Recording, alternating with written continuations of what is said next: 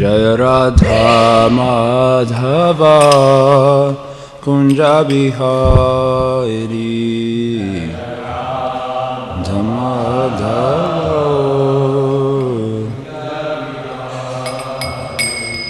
Jaya Gopi Janavalabha Girivaradhari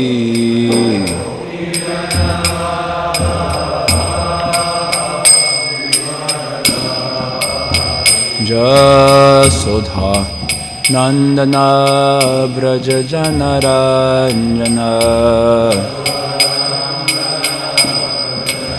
Jamunatira Manachari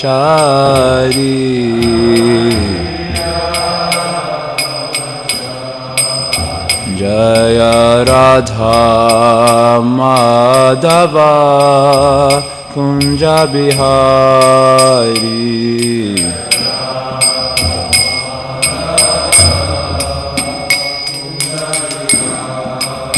Jaya Radha Madhava Kunja Bihari Radha Madhava Kunja Bihari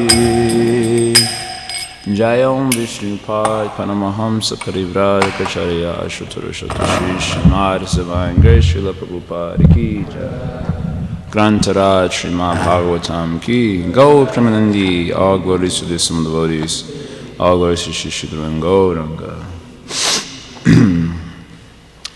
Om Agnanantamirandasya Dhananjana Shalakaya Chakshurun Militam Yena Tasmai Shri Guruve Namaha Shri Chaitanya Manobishtam Stapitam Yena Bhutale Swayam Rupakadamayam Tadati Swavadantikam Vansha Kalpatarubhyascha Kripa Sindhubhyarevacha Patitanam Pavanebhyo Vaishnavebhyo Namo Namaha Jaya Shri Krishna Chaitanya Prabhu Nityananda Shri Advaita Gadadhar Shri Vasari Gaur Bhakta Vrinda Hare Krishna Krishna Krishna Hare Hare Hare Rama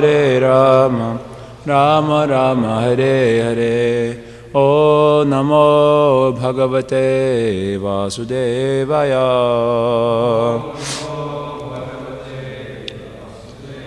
O Namo Bhagavate Vasudevaya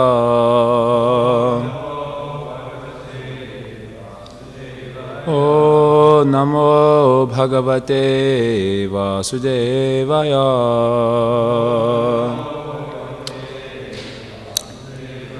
Srimad Bhagvatam, Canto 6, Chapter 4, Text 27 and 28.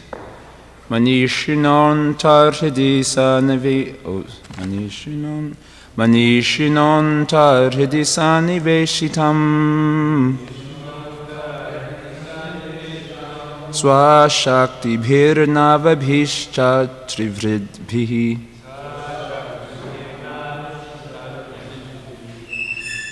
Vanam yatha dharuni panchadashyam Manishaya nishkashanti gudam Manishaya nishkashanti I'm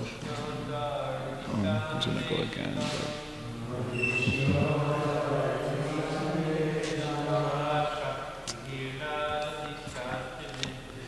Sa Shakti Birnavabhishta Trividbhi Vadam Yata Dharani Panchadasyam Manishaya Nishkarshanti Gudam.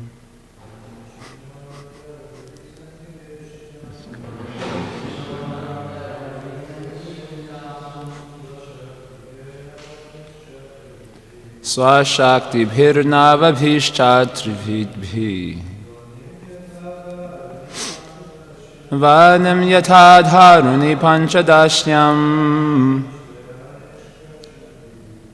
Manishaya nishkarshanti gudham. Mother. Yeah, that's it.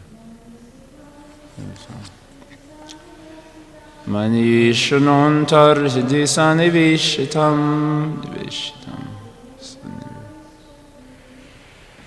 Swashaktibhirnavabhishchatrividbhi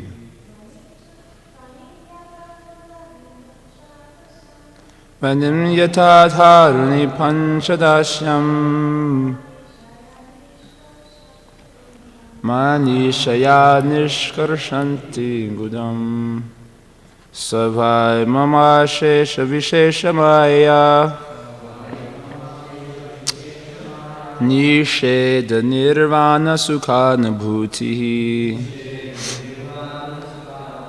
Sa sarvanama Sacha Vishwarupa Prasidatam Aniruktatma Shakti Manishinaha.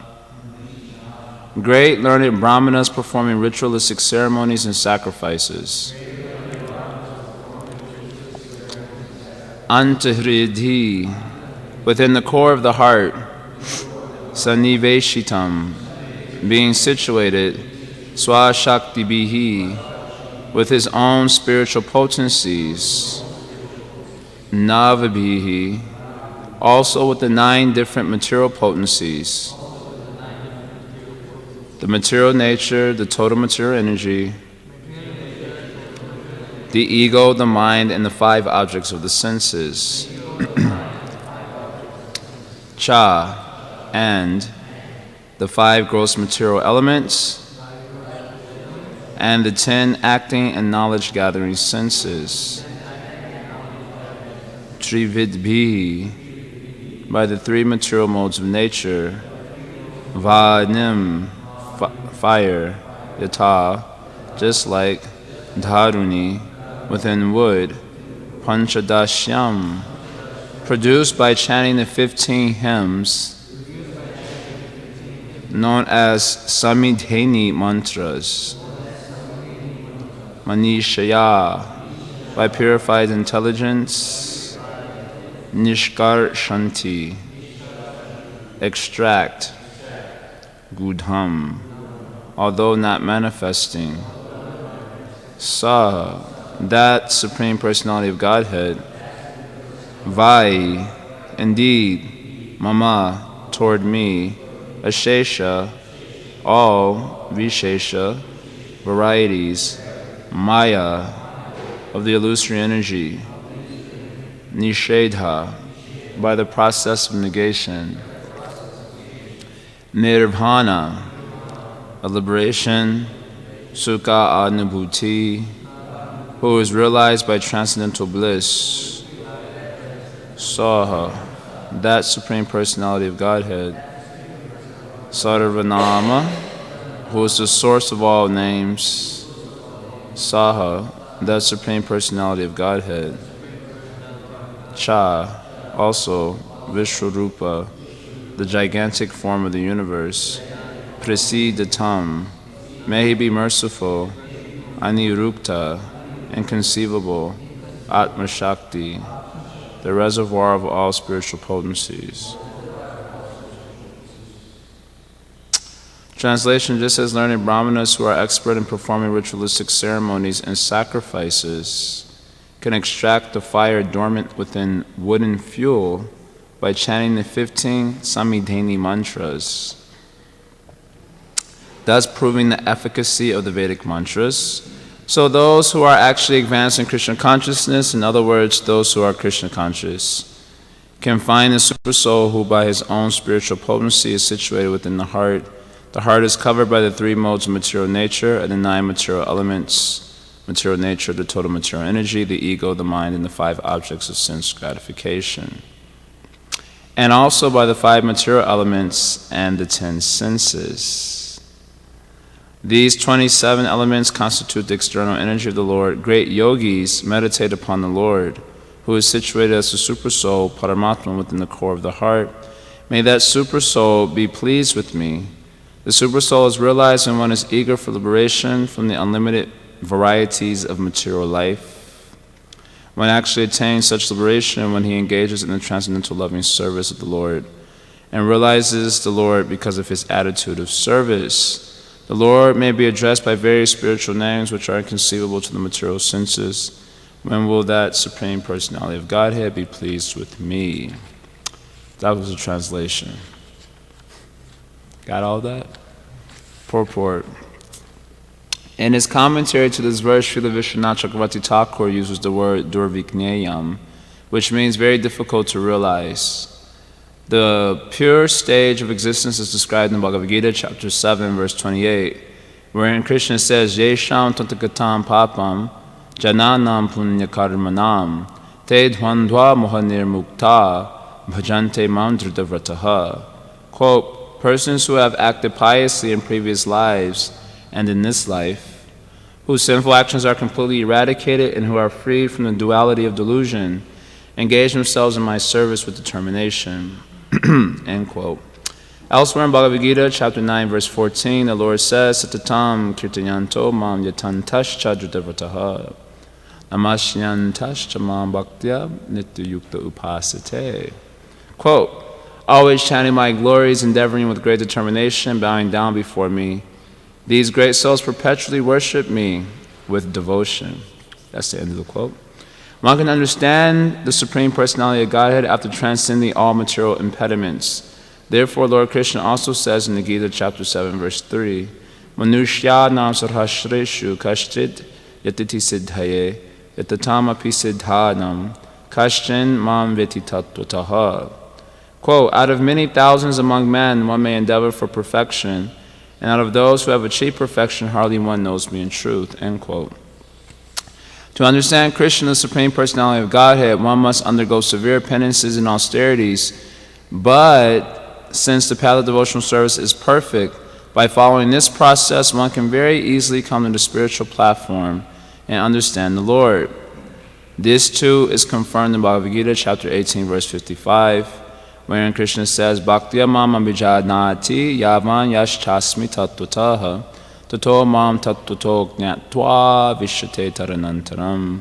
Quote, one can understand the Supreme Personality of Godhead as he is only by devotional service. When one is in full consciousness of the Supreme Lord by such devotion, he can enter into the kingdom of God. End quote. Okay, so that's one part. Thus, although the subject matter is durvikneyam, extremely difficult to understand, it becomes easy if one follows the prescribed method. Coming in touch with the Supreme Personality of Godhead is possible through pure devotional service, which begins with Shravanam, Kirtanam, Vishnu. Yes.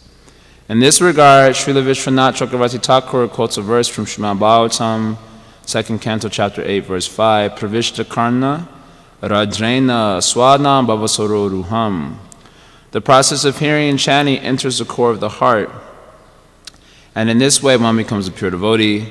By continuing this process, one comes to the stage of transcendental love, and then he appreciates the transcendental name, form, qualities, and pastimes of the Supreme Personality of Godhead. In other words, a pure devotee by devotional service is able to see the Supreme Personality of Godhead despite many material impediments, which are all various energies of the Supreme Personality of Godhead. Easily making his way through these impediments, a devotee comes directly in contact with the Supreme Personality of Godhead. After all, the material impediments described in these verses are but various energies of the Lord. When a devotee is eager to see the Supreme Personality of Godhead, he prays to the Lord, Ayi nandan tanujang kinkaram, patitam mam vishame bhavan budao, kripaya tavapada pankaja, stita dhuli sadrisham vinchintaya. Quote, this is from Sri Shashakam. O son of Maharaj Nanda Krishna, I am your eternal servitor, yet somehow or other I have fallen into the ocean of birth and death. Please pick me up from this ocean of death and place me as one of the atoms at your lotus feet, end quote. Being pleased with the devotee, the Lord turns all his material impediments into spiritual service. In this connection, Srila Vishwanath Chakravarti Thakur quotes a verse from the Vishnu Purana, Ladini Sandhini Samvit Twayeka Sarvasamstitao Ladatapakari Mishra Twayi No Gunavarjite. In the material world, the spiritual energy of the Supreme Personality of Godhead is manifested as tapakari, which means causing miseries. Everyone hankers for happiness, but although happiness originally comes from the pleasure potency of the Supreme Personality of Godhead, in the material world, because of material activities, the pleasure potency of the Lord becomes a source of miseries. Lada tapakari. False happiness in the material world is the source of distress. When one's endeavors for happiness are redirected towards the satisfaction of the Supreme Personality of Godhead, this tapakari element of misery is vanquished. An example given in this connection is that extracting fire from wood is certainly difficult, but when the fire comes out, it burns the wood to ashes.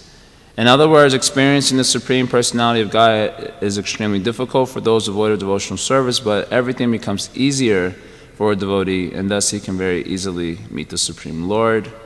Last paragraph. Here, the prayers say that the form of the Lord is beyond the jurisdiction of material form and is therefore inconceivable. Anirupta. Anirupta. Atma Shakti Bhi. A devotee prays, however, my dear Lord, be pleased with me so that I may very easily see your transcendental form and potency. Non-devotees try to understand the Supreme Brahman by discussions of neti, nisheda, nirvana, sukha, nibhuti. A devotee, however, simply by chanting the holy name of the Lord, avoids such laborious speculations and realizes the existence of the Lord very easily. Srila Prabhupada ki Jaya. That was long. So this verses we were hearing yesterday in these Hamsa prayers that the personality of God, the absolute truth, has a aspect that is easy to realize and an aspect that is difficult to realize. We were hearing yesterday, remember? Surni Gyayam Duridayam. So the easy form to realize is the form of Brahman Paramatma. The difficult form to realize aspect is Bhagavan aspect. So yesterday's verse we heard about the form that is easy to realize. And the process for realizing that form is quite challenging because it requires first bringing the mind to complete cessation of permutations. The mind, there are like constant permutations going on in the mind. Just like a how you say, the wheel of a movie, you know, it's just like, and the wheel of a movie has different images on it, right? And then when those images are just passing through, it looks like a whole movement comes on the screen and we become totally absorbed in that and so on, right? Does that make sense? I'm not exactly explaining this in the most eloquent sort of way. So similarly, our mind is like this wheel of images, samskaras, and it's constantly moving. Understand? Does it make sense? Can you picture I'm trying to give a visual. It's constantly moving. This is called a vritti. Vritti means a constant movement of the wheel of the mind, so to speak. And we become absorbed in that, and therefore we're not able to realize the Supreme Lord. So then the process of Yoga Marg, we were kind of hearing about this yesterday, is to stop the movement of those vrittis, the movement of the will of the movie, so to speak, of the beginningless and endless samskaras. And then once you're able to do that, you can enter into a state of samadhi, which is a state of very purified, rarefied goodness. And from that platform, you can begin to experience Brahman and ultimately come to the stage of Paramatma realization.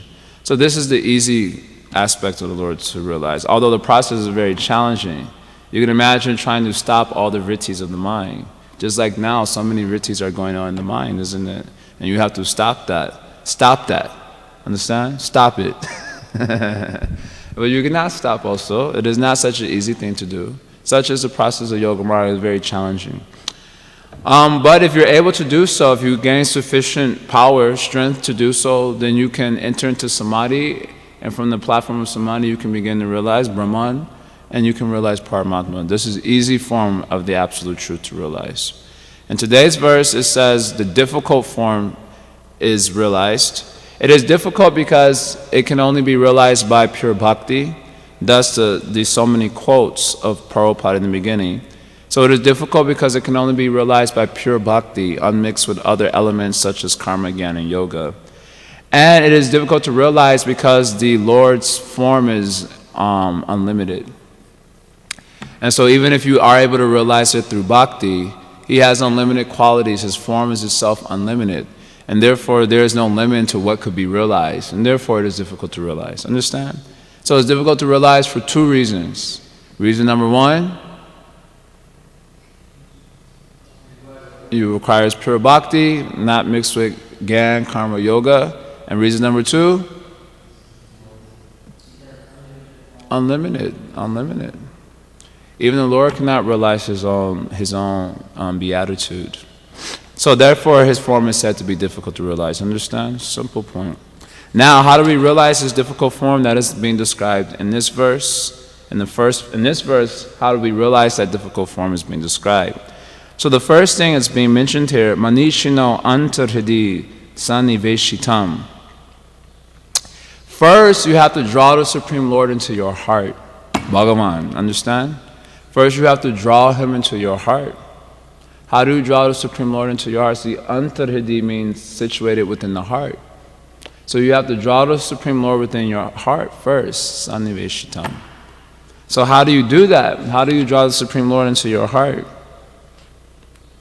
You can guess. By devotional service, by hearing, understand? Pravishta karnaranjena swadam bhavasororuham. This mentioned here.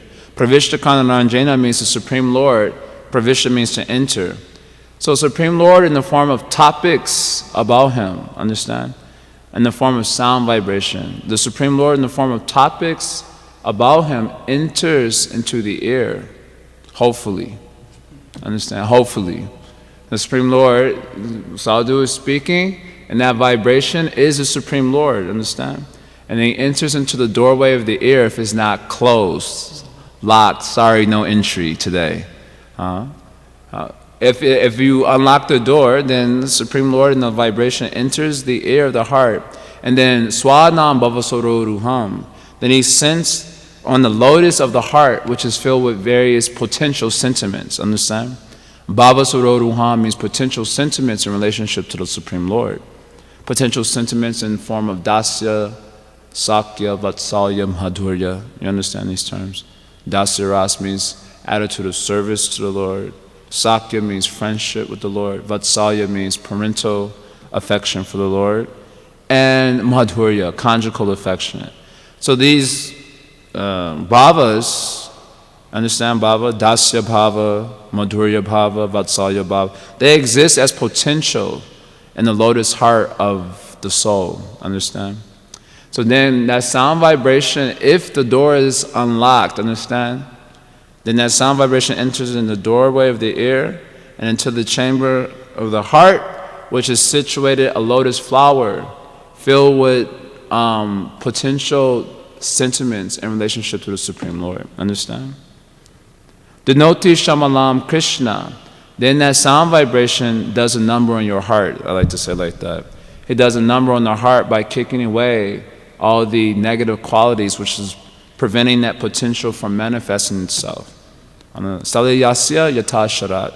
Just as autumn rains on pools of muddy water. Apparently during the raining season, in India, we don't really have many seasons in Chicago. We basically only have 2 seasons. We have winter and summer is 3 months, and then it's winter for the rest of the year. Anyway, they have 5 seasons in India. That's probably changing also, but the one season is the rainy season. And when the rainy season is there, all the mud comes to the top of the water. But during the autumn season, it's just like a light drizzle. And that light drizzle causes all the mud to become settled. And then the water again looks clear. Or we can say as clear as possible. It's India. nowadays. Understand that image? You can picture that image? So similarly, when the Supreme Lord enters the heart, all the mud of lust, anger, greed, desire for lordship over the material nature is sitting there blocking the spiritual sentiments, the various potential bhavas from manifesting. So when you hear, if you open your ears, open the doorway, okay, come in, and the sound vibration enters and comes to the heart, then it removes all that mud from the heart, just like the autumn rains will remove the dirt from the surface of the water. So that hearing removes all the mud, and that potential bhava that is in you can manifest. Understand? This is the first line. Manishino antaradi saniveshitam. Just aside, not an aside, this is an important point. Supreme Lord is already in the heart. We hear this. The Supreme Lord is already in the heart as super soul, isn't he? So what is the necessity of bringing the Lord into the heart? He is already in the heart as a super soul. So why we say bringing the Lord into the heart? So then Vishwanath Chakravarti Thakur makes a nice comment in relationship to this verse from Bhagavatam. That super soul is in the heart, but he is neutral. We've many times mentioned this. Samoham sarabhuteshu name dveshosti napriya. Super soul is neutral. He does not favor anyone.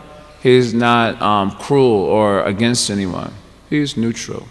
So Vishwanath Chakravarti Thakur says that when Krishna enters into the ear and the heart in the sound vibration, he says this implies that Krishna makes the jiva attached to him.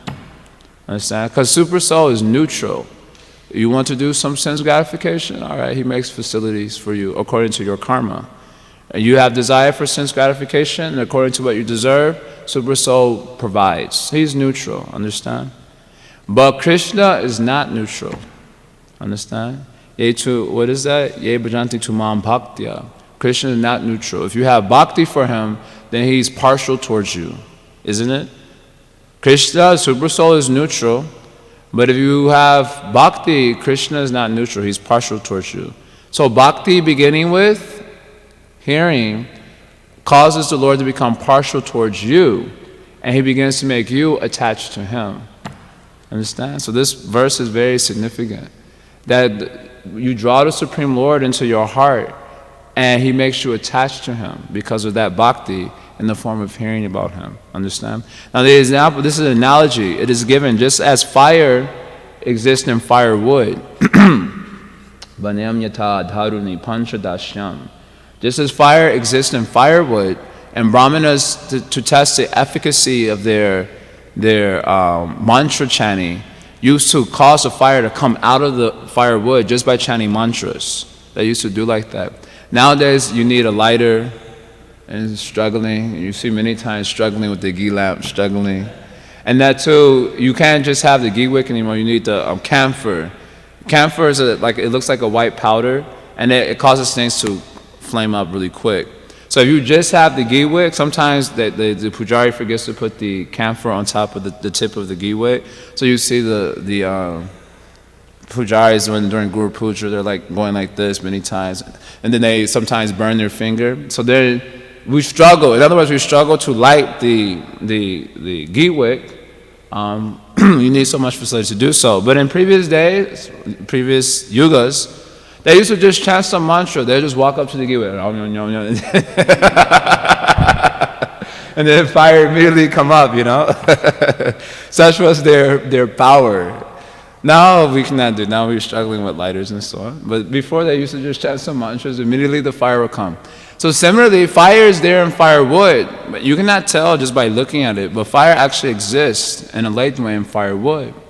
So also our potential to move in relationship to the Supreme Lord in love exists in potential, like that fire exists in potential in firewood. But it has to be drawn out.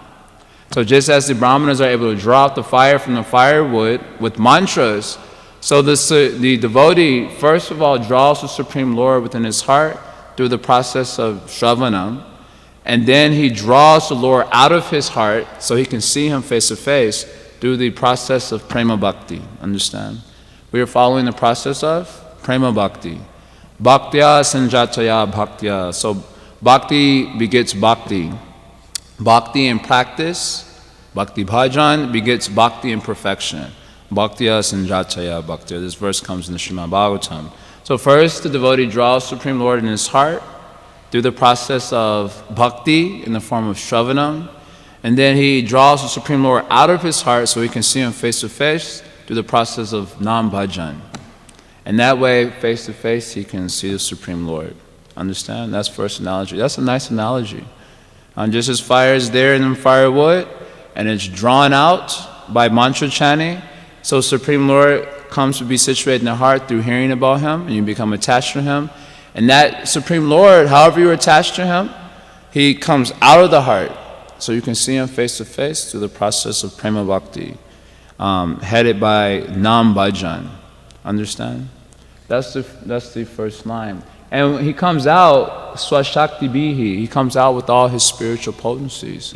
You can, in other words, Krishna is never alone, but he is always with his spiritual potencies. So this is actually basically the whole first half of the purport where Prabhupada is quoting so many verses. By bhakti, you can come to see the Supreme Lord. Bhakti in the form of shravana, draw him into the heart. Bhakti in the form of nam bhaja, draw him out of the heart. Just like you might draw fire out of the firewood. And then you exchange with the Lord in loving mellows, loving relationship with Krishna. Understand? So then, that's the first verse. This is his first verse. Then the second verse it starts to speak about the Supreme Lord himself. Savabhama shesha vishesha maya nishedha. So he is beyond the various manifestations of the illusory energy. Understand? Nirvana sukha anubhuti. He is realized as happiness devoid of the arrows of tapakati, the arrows of misery.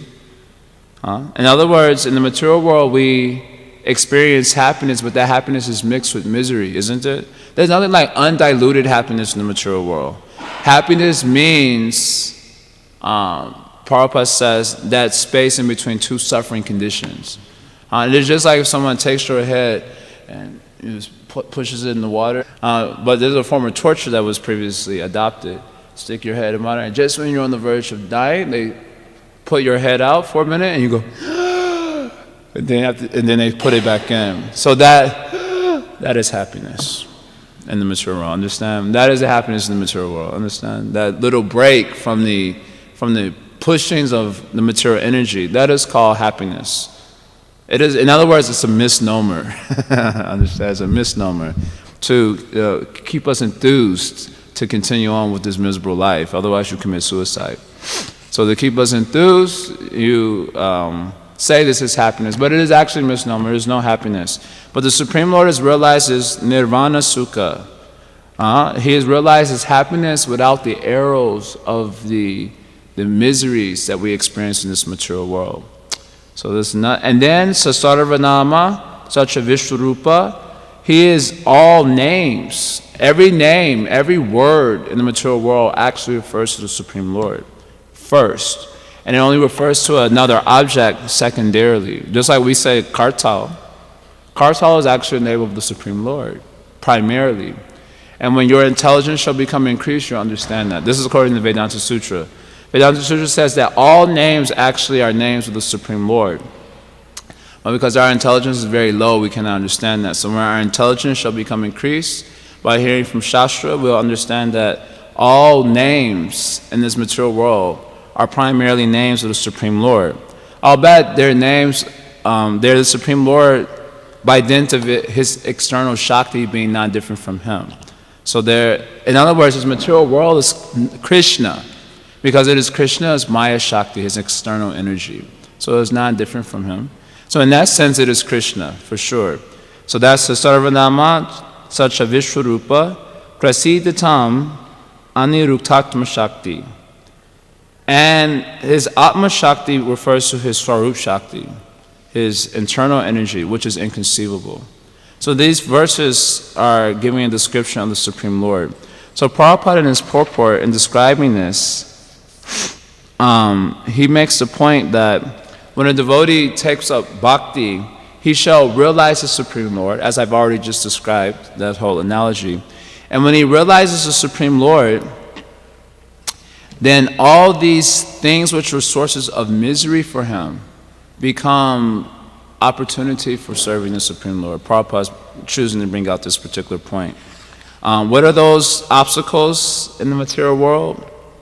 So this is mentioned here as Navabis, Chatri, Vibhid, the three modes of material nature. Navabis, Prabhupada is dividing as the various elements of the material existence. The senses, the sense objects, the material ego, ahankara, prakriti, pradhan, all these manifestations of material, these are obstacles for conditioned souls, isn't it? It is very hard to overcome the influence of the material energy. They're quite how you say, formidable. A very formidable obstacle. The senses, for example, very formidable obstacle, isn't it? Just like fasting day comes, you're supposed to fast, and then they make very nice preparations on that day only. Most of the day they make preparations where your mind is peaceful. For example, not here. Our temple is quite opulent actually, but in a lot of places it is like this. They make preparations where your mind is quite peaceful. Rice, dal, some simple sabji, liquid sabji also that you don't like so much. Every day they're making that. And then on a fast day, they make all nice things. Because fast day means it's for the deities, there's some special celebration is there. So they make all nice preparations, and sometimes you walk past the kitchen and you see all these little small silver bowls of all wonderful preparations. And that day, although you're not supposed to lust over that day, you're thinking about it all day. So senses are obstacle. You commit aparat like this, isn't it? You commit aparat, you go and see, ooh, aparat. You commit aparat, actually. Lusting over the Supreme Lord. So senses are very obstacle, formidable. Mind is very formidable. As Sunday Feast class I described how mind is very formidable. Mind is always contemplating sense objects, and sense objects enter into the mind as desires, isn't it? So you contemplate a sense object. What is a sense object that you contemplate regularly? PG-13. Nothing over that. What is a sense object you contemplate regularly? Prasadam. It always comes back to the Anamaya consciousness, huh? Sleep? That's not exactly a sense object. Maybe the sleeping bag. That's a sense object. So I contemplate the sleeping bag quite regularly. So by contemplating the sleeping bag, then the sleeping bag enters into your mind as a desire. What is that desire? The desire to enjoy that sleeping bag by laying in it. Understand? So in this way, the mind and the sense objects form a shackle for the consciousness. The consciousness is shackled to the material world because of the mind and working together with the sense objects. They're like crime lords, understand? The mind and sense objects are like crime lords, and they're working together, and they shackle the consciousness down to the material plane. And there's a big obstacle, actually. Tremendous obstacle, understand? So senses are obstacle. Mind in conjunction with the sense objects is an obstacle. Ego is an obstacle. So much ego, false ego is there. Big obstacle is there, false ego, isn't it? False ego basically means I am this body. One is thinking I am this body. And from there everything goes downhill. From there everything downhill from there. Then you're attached to so many sense objects are there and so on. As an enjoyer of those objects. That's false ego. I am the enjoyer. I am the controller. This is a false ego. So this is a formidable obstacle also. This is all mentioned here. Navabish Chatri Vidpi, per Prabhupada's translation, as he's discussing it. These are all the obstacles in the material world. But after all these obstacles in the material world are just Krishna's energies. Understand? That's what Prabhupada is pointing out in the purport. All these things that we're talking about, ahankara, and these senses, the sense objects, the material elements, amalgamated in such a way to become very attractive things for us. These are all just actually various energies of the Supreme Lord. So when you start to see the Supreme Lord through the process of Prema Bhakti, as I've already described previously, then you start to see that these obstacles are servants of the Supreme Lord, understand? They're not my enemy, actually. They're servants of the Supreme Lord. Once Lord Chaitanya, after he took sannyas, he went to stay in the house of Advaitacharya by some trick. Nanda Prabhu played some trick, and he ended up in the house of Advaitacharya in Shantipur.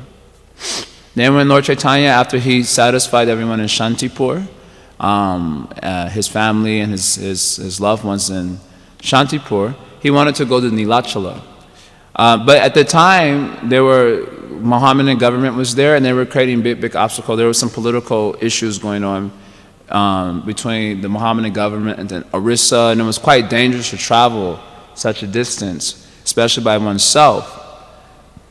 But then Lord Chaitanya very determinedly said, no, I will leave for Nilachala and I will go by myself. He said like this.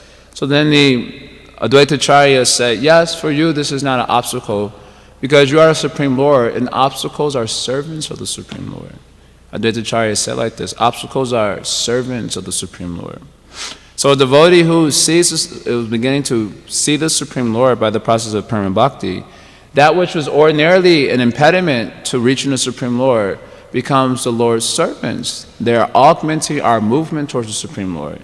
A servant of God in relationship to us who are in need of so much mercy helps us to attain the Supreme Lord, isn't it? That's what a servant of the Lord does for the conditioned souls in this world. They help one to attain Krishna. So similarly, these obstacles are such servants of the Supreme Lord. According to Advaita Acharya, he says like that. They actually help the devotee attain the lotus feet of the Supreme Lord. They are his servant, actually. Because the devotee is serving Krishna, and they are also servants of Krishna. So those obstacles are servants of you, isn't it? Krishna, just like Krishna says that those who say they are my devotees. Now I'm playing around with this a little bit, but just to... Krishna says those who say they are my devotees, they are not my devotees. But those who are devotees of my devotees, those are my real devotees. So these obstacles are our devotees. Understand? They're devoted to devotees. So we are trying to be a devotee. So these obstacles, no, I am not just Krishna's servant, I am your servant also. And they come plentiful. Many servants come to render service to you. And in that way, they help you move towards the Supreme Lord. So Prabhupada is making this point. This is actually an explanation to the statement Nirvana Sukha. Nirvana Sukha, as I mentioned, Anubhuti. Nirvana Sukha means realizing the Supreme Lord as happiness devoid of misery. So this verse is quoted, Hladini Sadini Samvit Tvayi Eka Sarva Samsito.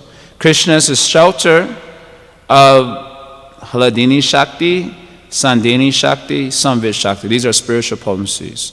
Krishna is the shelter of those potencies. Lada Tapakari Mishra Twayi no Guna Varchite. One who realizes Krishna, na Guna Varchite, who is beyond the gunas, he realizes Lada Tapakari Mishra. He realizes happiness without the Mishra of Tapakari, without the mixture of misery. Prabhupada is pointing out here in the purport that the Hladini Shakti, the material world is a shadow of the spiritual potency, understand? So the Sandini Shakti is the existential potency of Krishna. When that Shakti reflects in the material world, then it works as the modes of material nature which gives rise to all the existence we see here.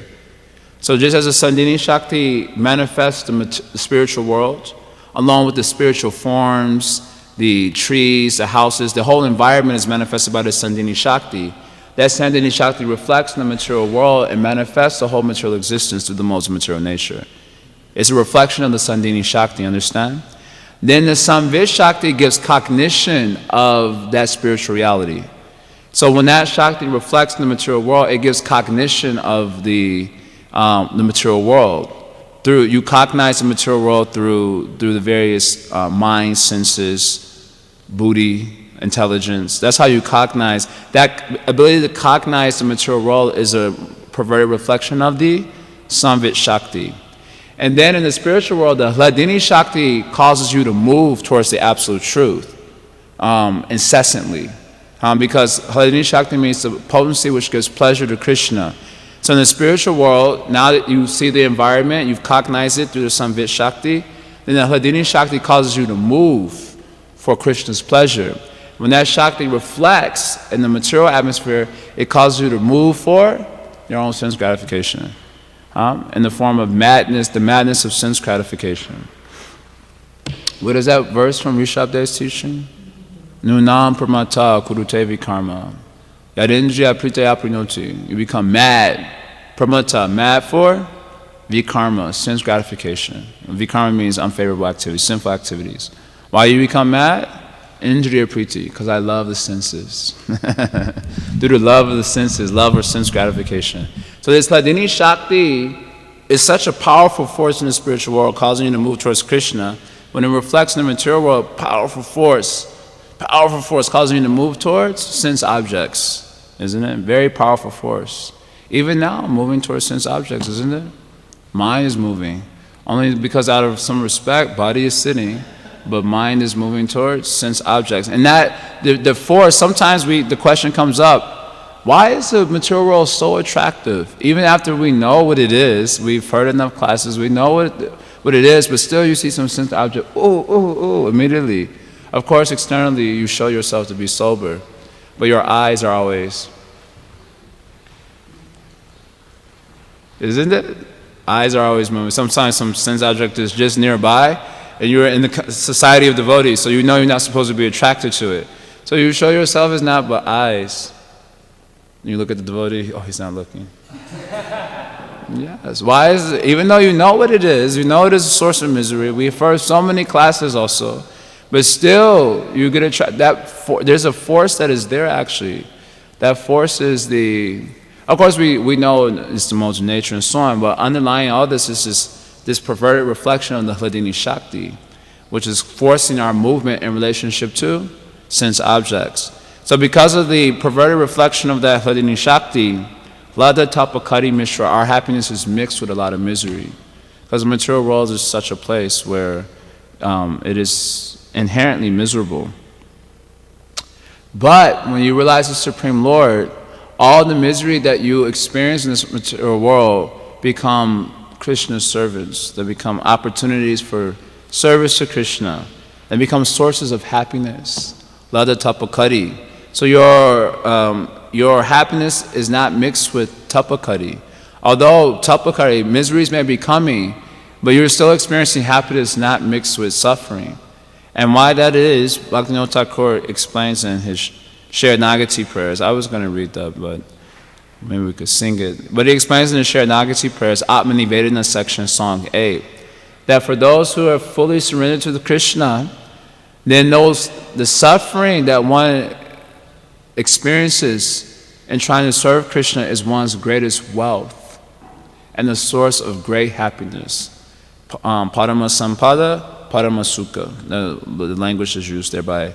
That suffering that you experience in trying to please the Supreme Lord becomes one's supreme wealth and the source of supreme happiness.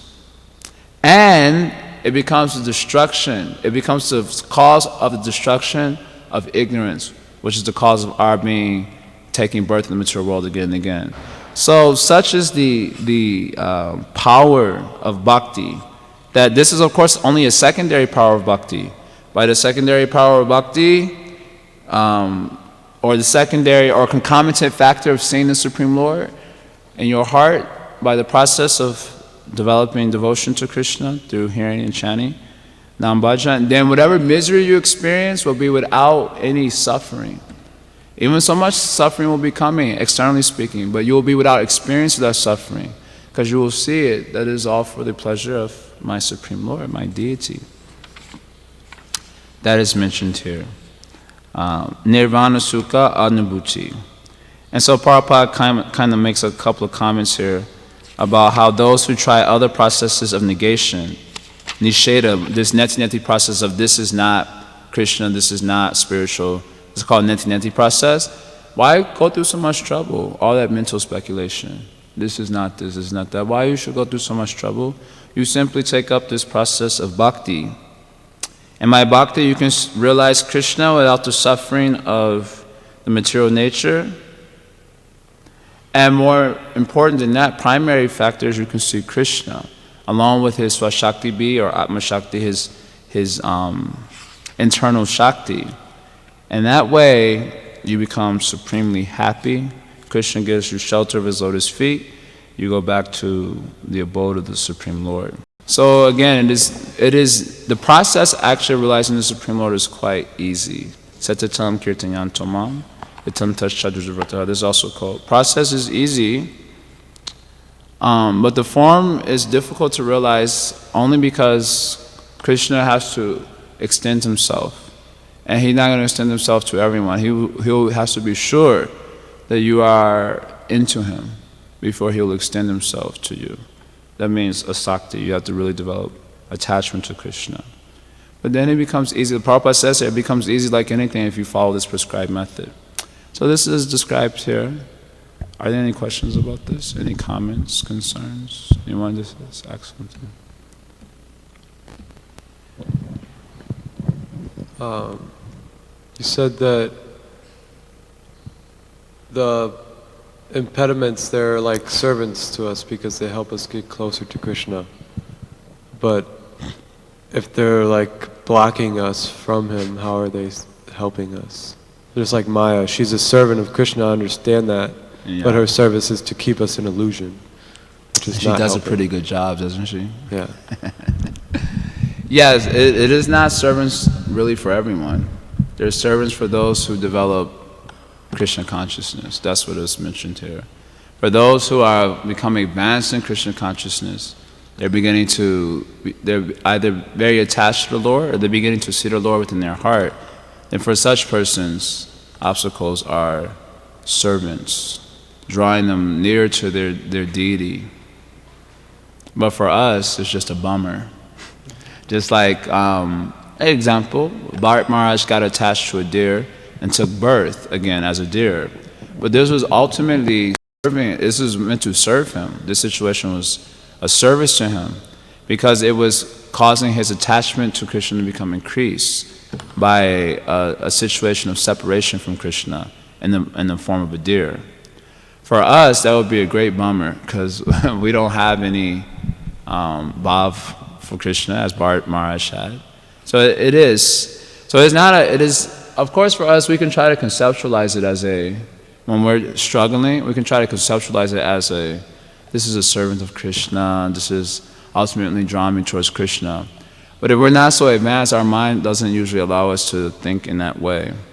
So we require sadhu sangha to help us gain a little perspective, or at least to help us tolerate the situation. So it is serving, but not for everyone. In context of the verse, it's a servant for a certain type of elevated devotee, one who's Krishna conscious. Any other points, comments, concerns, questions? No?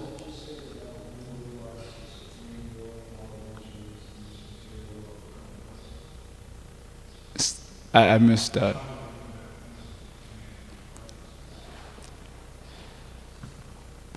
You said one who realizes the Supreme Lord, all the miseries in this material world, and then you said something after that, but I couldn't remember. Yeah, all the miseries in the material world become servants of that devotee.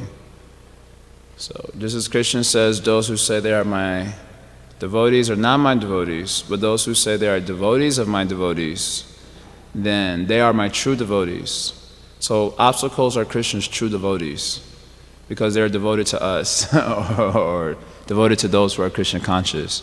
So you find in a Krishna conscious person's life, their lives are full of obstacles, isn't it? In fact, I often joke to people, don't let people read the Srimad Bhagvatam too early because they'll get discouraged because all the devotees are suffering like anything, and practically every chapter you hear about Kunti suffering, Prahlad Maharaj suffering, Dhruva Maharaj suffering, Bali Maharaj suffering, Tritaketu suffering, Bharat Maharaj suffering, everyone's suffering. So you see that obstacles are very devoted to devotees. And so you find every chapter devotees are suffering. They're not suffering though, that was the point of my class. Nirvana Sukha Anubhuti, they don't actually suffer. Although the conditions objectively looked at from our perspective are quite miserable. Nirvana Sukha.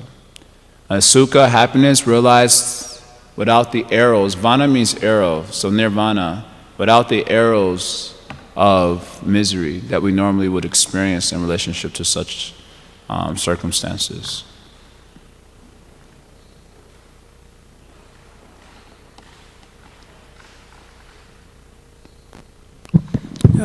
You gave a very nice class about Ladini, Sambit and Sandhini. I have one question about, I could not understand about Samvit. Can you please explain? Yes, Samvit Shakti is a potency by which you're able to know things. So in the spiritual world, you have the spiritual environment, you have the land, the trees, the houses, the spiritual bodies. But you need to be able to know what those are. You need to have consciousness of them. So the Samvit Shakti is a potency that allows you to be conscious of all those things. That, oh, here's a person, here's the tree, here's the boat. So just like now, in the material world, our consciousness cannot stretch to know the spiritual world. But when the Samvit Shakti enters into the soul, that Shakti allows us to have consciousness of the spiritual world. Otherwise, we can't have consciousness of it. So you need the support of the Samvit Shakti to allow you to be conscious of the spiritual world. So therefore, another way, same example though, when Krishna appears in the material world as a human, most people see Krishna as an ordinary person. And that's because they don't have the support of the Samvit Shakti, which allows them to see Krishna in his true nature. But when the soul gets the support of the Samvit Shakti, then he can know Krishna as he truly exists, as the Supreme Lord. So the devotees see Krishna as Krishna because they have the support of the Samvit Shakti, which makes them conscious of that. Whereas the non-devotees, they may also see Krishna, but because they don't have the support of the Samvit Shakti, they don't know that it is Krishna, even though they see him. Adrishta Damne, Gunatatu Buddhi, we already described that point. So the Samvit Shakti is what allows you to be conscious of the spiritual reality. And when it reflects in the material world, it allows us to be conscious of the material reality through the various, like buddhi, manas, ahankar, and so on. So Samvit Shakti allows us to be conscious of things. So we have a little bit Samvit in us that allows us to be conscious, but we need, our little bit of Samvit needs support from the actual spiritual potency. Otherwise we cannot know Krishna, it's not possible. Like that. Okay, he adored to try and brew it then. Small question, Prabhu. So, we hear that Srimati Radharani is the embodiment or personification of Radhini Shakti. Is she the personification of all three, Samvit and Sandhini also? Or? Yeah, basically. So, they're all internal potencies and yes. Yes. Okay. One other thing was that, so you were mentioning how, in response to Michael Prabhu's question, you were mentioning how the obstacles are servants for those who are Krishna conscious, or advanced in Krishna consciousness. So how do we make best use of obstacles? By associating with devotees and getting some perspective. That's what I explained that also. For us, it may be hard for us to see obstacles as servants of Krishna. We usually see obstacles as obstacles. And so that's why I mentioned also my answer to him that generally that will require the association of sadhus to gain a little perspective. We may, depending on how deeply we've imbibed these messages, if you become a shared Nagata, you can see it in this way. But if our shared Nagata is not very evolved yet, then we won't be able to see it in that way. At least psychologically, we won't be able to take it. So you hang out with sadhus, they help you get some perspective. I can kind of understand the aspect that obstacles help you take shelter of the Supreme Person because you realize your helpless condition, but they also impede the service that you may be able to render. So in that sense I was not able to understand. Oh, the primary service that we're supposed to be rendering is getting ourselves Krishna conscious. This is like of utmost importance. This is a primary service. And so that service can never be impeded by any form of obstacles. Certain other sorts of services may be impeded, like suppose you have, let's say like an altar service or so on, you get in a car accident and you lose the movement of your legs. So you say that's an obstacle in terms of my deity service. Now I can't go on the altar because maybe I'm paralyzed or something. But there is no loss in that, in the sense that your becoming Krishna conscious, which is your primary service, is not lost because of that one little factor. So sometimes certain situations you might have to fight for, like in the case of Prabhupada opening the Bombay temple, and so he fought. Mr. Nair, was an obstacle, and Prabhupada fought that obstacle. So in certain issues or situations, it may be Krishna presenting an obstacle to see what is your fighting spirit, how much you want him to appear, how much Prabhupada want Radha Ras Bihari to appear in that place. So he presented some, how badly do you want me to appear? So Prabhupada fought, I want you to appear very badly. And then when Mr. Nair died, I think Prabhupada said Nishingadev took care of him. And so then the Supreme Lord, Radha Ras Bihari, was able to appear. So how bad, so in other words, obstacles may show you will show you and show the Supreme Lord how badly you want him to come to you, appear in your heart. And certain other obstacles may be there, Krishna's putting obstacles to stop your movement in a certain direction, such as Parashit Maharaj saying that the Supreme Lord has kindly appeared before me in the form of a curse of a Brahmana boy, because of my attachment to materialistic householder life. So because of that, he knew that if he came to me in this way as a curse to die in 7 days, I would immediately, out of fear, stop all my materialistic householder movement and fully take shelter of him. So how to navigate what type of obstacle it is? Is it Krishna trying to see how determined I am, or is it Krishna trying to block me in this way so I will actually move in another way, which is more efficient? Then that you can understand by development of your own Krishna consciousness, and also in accord with the words of sadhus, which is what I've already mentioned. We may need help of their perspectives. It's not always so easy to know. Okay, you wanted to say something, and then you could say it, and then we're going to stop. So, thank you, Prabhu. I just want to understand more how this, these two sentences that come after this verse by Vishwanath Chakravarti Thakur, of how spiritual energy means causing miseries. The original spiritual energy is the source of happiness, but in the material world it becomes a source of miseries. Can you explain how that is again? Yeah, I did my best. As I already described, the Hladini Shakti is the pleasure potency of Krishna. So the pleasure potency of Krishna is the potency which gives pleasure to Krishna. That makes sense, right? And so like I mentioned, that energy is what causes movement in the spiritual world. So now you have the environment, that's the Sandhini Shakti. You have awareness of the environment, that's the Samvik Shakti. But why move? Okay, now I'm just aware of it. Great, fantastic. Just like in Samadhi, you're just aware of things. There's no Brahman realization, you're just aware of things. There is no movement. But in the spiritual world, there's a lot of movement. But what is the reason to move?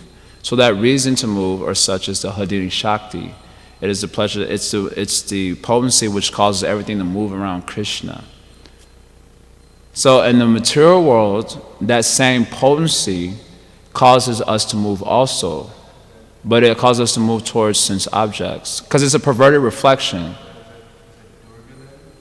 Yeah, you can call it as Durga or Mahamaya. You can call it in that way. But it is an aspect, because Durga will represent all the, or Mahamaya will represent all the aspects of these three potencies. So Sandhini Shakti is perverted reflected as the environment manifested by the modes of material nature. Samvik Shakti is perverted reflected as knowledge of the material world, and even the knowledge of negation of the material world. And then Hladini Shakti, so all Durga or Mahamaya represents all the three aspects of the perversion of these original spiritual potencies. So the Hladini Shakti is the potency when perverted reflected, causes us to move towards sense objects, makes us mad after it. I already quoted the verse, Nunam Pramata Kurute Vikarma. And in that way, our movement towards sense objects is a source of misery. It's mixed up with misery. So, like that. So false happiness in the material world is a source of distress. As I also mentioned the analogy, that the Johnny Man analogy. The so-called happiness in the material world generally is a misnomer like that. Or it is, you get some happiness. We don't want to say there's no happiness, because there is some happiness. But Krishna says it may be like nectar in the beginning and poison in the end, which is an experience that many of us have in relationship to trying to enjoy the sense objects. Happiness in the beginning, poison in the end. And that desire to keep moving, even though, like we say, insanity, right? Insanity means trying the same thing in the same way and expecting a different result. Why do we keep trying for sense objects, even though we've had the bad experience? I have many friends who had girlfriends, boyfriends, they break up, and they're like devastated. They're like, I'll never do this again. I'll never do this again. And 2 weeks later, they got another one. And then, the same thing happens shortly thereafter. And they say, I'll never do this again. I'm through with this. And while drinking or smoking marijuana and trying to deal with it. And then a little bit while later to do it. Why do they keep doing that? That's the perverted reflection of the Hridini Shakti. The desire for happiness is there. But the desire for happiness in the material world causes us to try to establish that relationship to sense objects, which becomes a source of our misery. Just due to the ephemeral nature of sense objects and you're attached to them, so it becomes a source of misery. The Tapakari Mishra. So Tapakari Mishra means it's mixed with Tapakari. So Hlada means there's some happiness, but it's mixed with Tapakari. Whereas in the spiritual world, it is Hlada, happiness, but there's no mixture of misery whatsoever as such. Although, what about the misery of separation? And that's a different topic. So that's how I can explain it. That's how I understood it for now. All right, last thing. Do you want to say something? Question?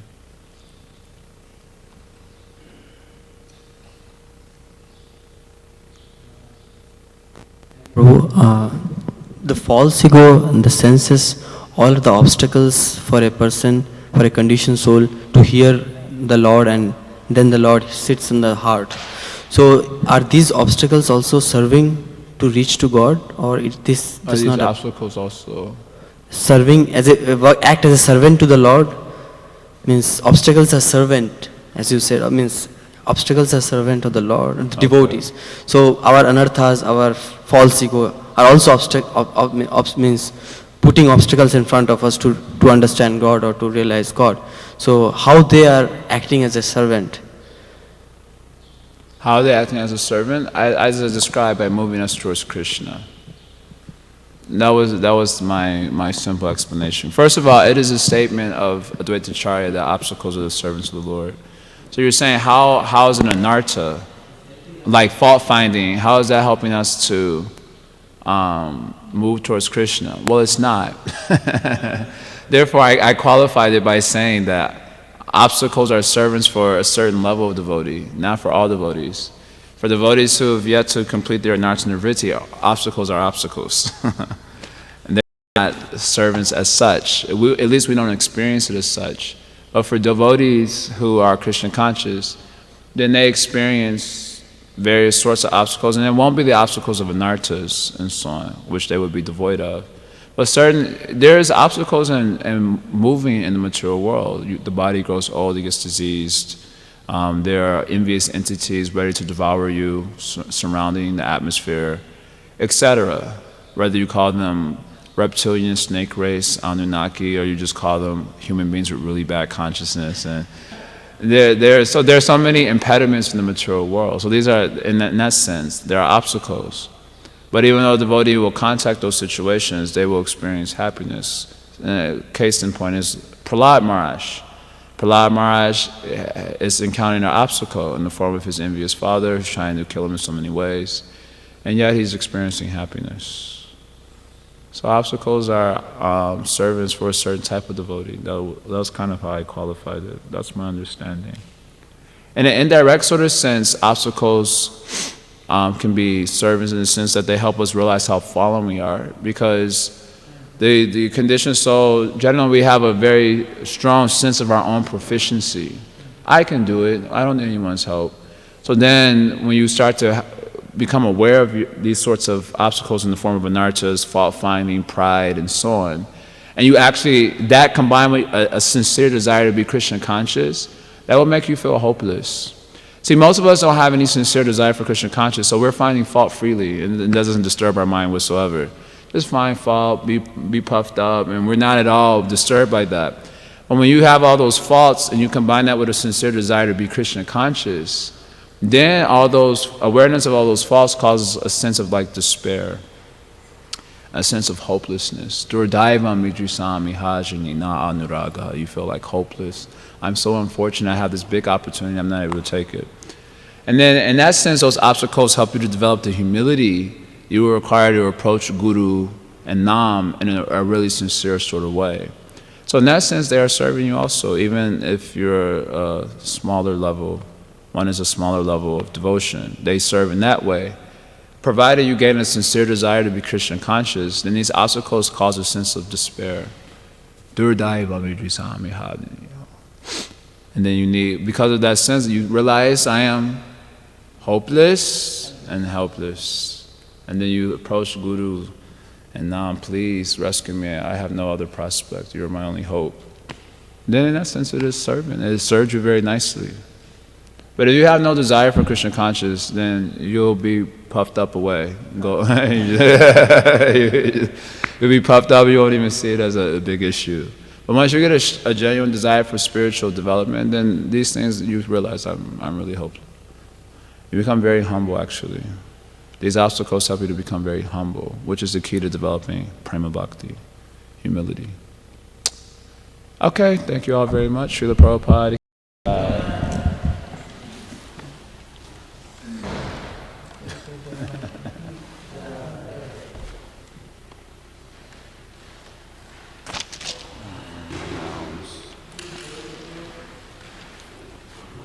Bogan. That was the best I could explain. I don't know what other explanations.